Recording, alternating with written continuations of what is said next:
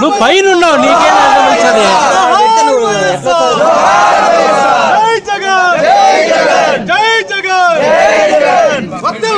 జగన్మోహన్ రెడ్డి నాయకత్వం, జగన్మోహన్ రెడ్డి నాయకత్వం,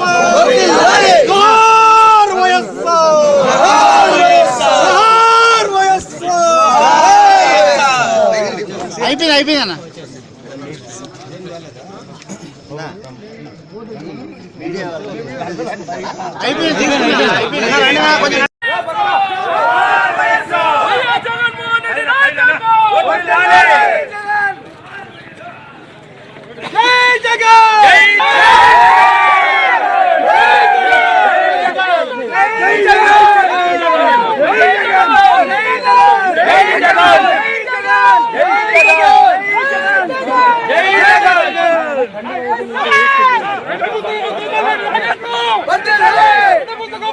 మొత్తం వైఎస్ఆర్ కాంగ్రెస్ పార్టీ అభ్యర్థులు కానీ లేకపోతే ఆ పార్టీ బలపరిచిన అభ్యర్థులు రాష్ట్ర వ్యాప్తంగా విజయం సాధించిన పరిస్థితి కనిపిస్తుంది. ఎలా ఉంటాయి భవిష్యత్ రాజకీయాలు, ఏ విధంగా ఉండబోతున్నాయి ఏపీలో?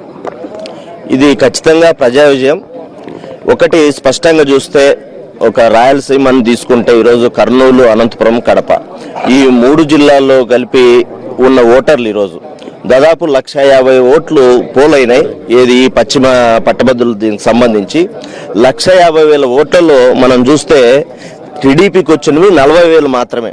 అంటే ఇంకా 110,000 ఓట్లు టీడీపీకి వ్యతిరేకంగా ఉన్నాయి. ఈరోజు వెనపూసి గోపాల్ రెడ్డి గెలిచాడు, వైఎస్ఆర్ కాంగ్రెస్ పార్టీ అభ్యర్థి, దాదాపు 15,000 ఓట్లతో.